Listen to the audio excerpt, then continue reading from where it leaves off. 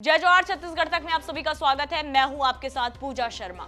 छत्तीसगढ़ में सालों से नासूर बन चुकी माओवाद की समस्या को खत्म करने के इरादे से अब छत्तीसगढ़ सरकार ने उनसे वार्ता करने का फैसला लिया है।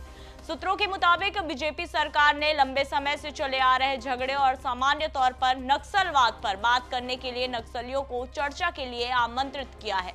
बता दें, राज्य में नक्सलियों से वार्ता की मांग कई बार सियासी गलियारों में उठती रही है। वहीं छत्तीसगढ़ विधानसभा चुनावी अभियान के दौरान प्रधानमंत्री नरेंद्र मोदी और गृह मंत्री अमित शाह समेत बीजेपी के कई दिग्गज नेता भी नक्सलवाद को लेकर कांग्रेस पर गंभीर आरोप लगाते रहे हैं।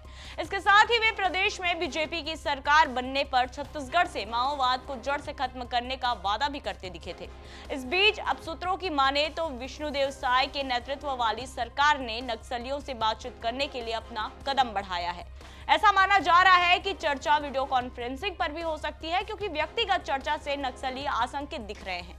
दरअसल प्रदेश के उप मुख्यमंत्री और गृह मंत्री विजय शर्मा कई मौकों पर नक्सलियों से वार्ता की बात कहते नजर आए। पिछले दिनों 6 जनवरी को दंतेवाड़ा पहुंचे शर्मा ने इसी तरह का एक बयान भी दिया था। नक्सलियों को चेतावनी देते हुए उन्होंने कहा था कि वार्ता के लिए मनाही नहीं है। उन्होंने 2 टूक कहा था कि यह सामाजिक पीड़ा है, नक्सली मुख्यधारा में आए, अन्यथा इस दर्द का हिसाब लिया जाएगा। सर, आपको बहुत बहुत शुभकामनाएं। पहले तो सर ये बताइए, नक्सलवाद से जूझ रहा इलाका है बस्तर पूरा, तो अभी सरकार नहीं बनी, सरकार की प्राथमिकता में वार्ता होगी या लड़ाई होगी नक्सलियों से? वार्ता का मना कभी नहीं है जी। पूरी कोशिश है कि नौजवान जितने हैं वो मुख्य धारा में आए, वो उनको उन्नति के पूरे आयाम खुले होंगे, प्रगति का सारा सोपान तय किया जाएगा।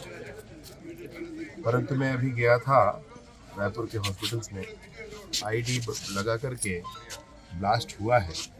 25 साल के नौजवान का पैर कटा है और मैं 6 लोगों से मिला, उसमें 3 लोगों का पैर कटा है। उनको शारीरिक पीड़ा है और परिवार को भी बहुत पीड़ा है, और इस बात को लेकर समाज को भी पीड़ा है, क्योंकि आईडी के ब्लास्ट से कोई जवान ही नहीं मरता है, फिर कोई सिविलियन का भी वही होता है, किसी जानवर से भी वही होता है। तो ये बहुत बड़ा दर्द है। सबको आग्रह है कि वो मुख्यधारा में आए, अन्यथा इस दर्द का हिसाब लिया जाए।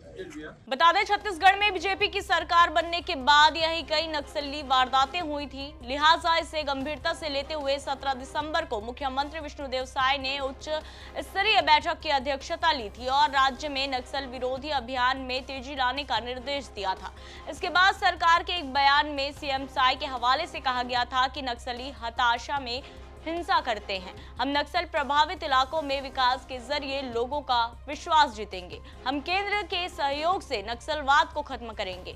छत्तीसगढ़ में नक्सली गतिविधियों को बीजेपी ने अपने चुनावी अभियान के दौरान बड़ा मुद्दा बनाया था। इतना ही नहीं, नवंबर के दूसरे सप्ताह में केंद्रीय गृह मंत्री अमित शाह ने जशपुर में एक रैली के दौरान प्रदेश में बीजेपी सरकार बनने पर 5 साल के अंदर नक्सलवाद खत्म करने का वादा भी किया था। शाह ने लोगों से डबल इंजन सरकार यानी केंद्र और छत्तीसगढ़ में भाजपा की सरकार बनाने की अपील की थी। ऐसे में अब साय सरकार के हालिया फैसले को इस रणनीति का हिस्सा भी माना जा सकता है।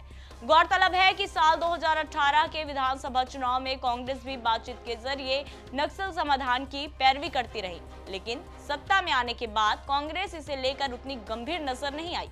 मुख्यमंत्री भूपेश बघेल कई मौकों पर यह कहते नजर आए कि नक्सली अगर हथियार छोड़ दे तो बातचीत के जरिए शांति का रास्ता निकाला जा सकता है, लेकिन नक्सली वार्ता के लिए कोई शर्त नहीं चाहते थे। ऐसे में नक्सली समस्याओं के उन्मूलन की दिशा में साय सरकार के इस कदम को महत्वपूर्ण माना जा रहा है। फिलहाल इस रिपोर्ट में इतना ही। छत्तीसगढ़ से जुड़ी ऐसी ही तमाम खबरों से अपडेट रहने के लिए देखते रहिए आपका अपना डिजिटल चैनल छत्तीसगढ़ तक। जय जोहार, नमस्कार।